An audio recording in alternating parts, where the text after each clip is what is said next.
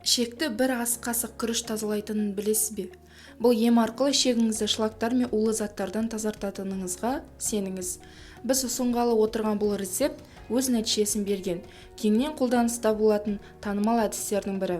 Бұл ем арқылы ішегіңізді шлактар мен улы заттардан тазартатыныңызға сеніңіз. Біріншісі күріш. Дөңгелек пішіндегі күрішті аласыз да жасыңызға сай мөлшерлеп аласыз. Мәселен, сіздің жасыңыз 25-те болатын болса, онда 25 ас қасық күрішті ыдысқа саласыз да салқын сумен жуу керек. Сосын күрішті бататындай етіп қайнатылған салқын су құясыз. Ыдыстың бетін жауып тоңазытқышқа қоясыз. Таңертең күріштен бір ас қасық алып, басқа ыдысқа саласыз. Үстіне салқын су құйып, газге қоясыз.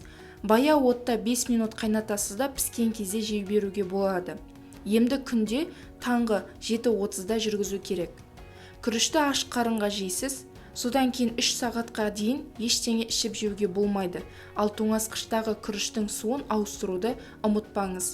Ескеріңіз, күріш ағзадағы тұзды ғана шығарып қоймайды, сонымен қатар калий элементін де жояды. Сондықтан да күрішпен емдеуді бастағаннан ақ тамақтану мәзіріңізге инжир, мейіз, кептірілген өрік, картоп, бал қосылған шайды да қосуды ұмытпаңыз. Нәтижесінде теріңіз тазарады, әрі түсі оңалады. Зат алмасу реттеледі, бауырдың жұмысы жақсарады. Буын ауруларынан арыласыз да, денеңіз жеңілдеп, күш-қуатыңыз артатын болады. Және де лимон мен сарымсақ. 4 дана лимонды ыстық суға саласыз да, 10 секундтан соң лимонды ыстық судан алып 2-ге бөлесіз. Ыстық суда лимоннан шырын шығару қиындық туғызбайды. Бір бас сарымсақты қабығынан тазартып үккіштен өткізесіз де, екеуін бір ыдысқа салып бетін жауып қоясыз. 3 тәуліктен соң тұнбаны сүзіп алып, сұйықтықты тоңазытқышқа салу керек. Дайын болған емдік сусынды таңертең аш қарынға бір ас қасықтан қабылдайсыз. Соңынан 50 мл су ішу керектігін ұмытпаңыз. Сусын біткен кезде жаңасын дайындап емді қайтадан жалғастырасыз. Қара қарақат.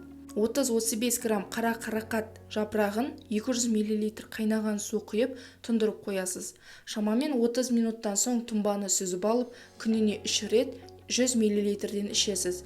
Емді тамақтанудан 25 минут бұрын жүргізу керек.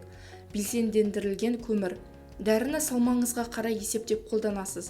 Мәселен, сіздің салмағыңыз 80 келі болатын болса, онда 8 дана дәрі ішу керек. Бірақ бәрін бірден ішуден сақ болыңыз. 8 дана дәріні 2-ге бөліп, таңертең 4 дана, кешке 4 данасын қабылдайсыз. Ескеріңіз, белсендірілген көмірді ұнтақтап ішетін болсаңыз, нәтижесі тезірек көрініс береді. Ем кезінде күніне кем дегенде 2 литрдей су ішу керек. Емделу ұзақтығы 2-3 апта. Ем кезінде қуырылған, қақталған, консервіленген және ұннан жасалған тағамдар мен тәттіні ұмытыңыз. Оның орнына балық пен көкөністі көбірек жеуді әдетке айналдырыңыз. Бүгінге айтарым осы, сіздермен бірге болған Гаухар. Соңына дейін қарағандарыңызға рахмет.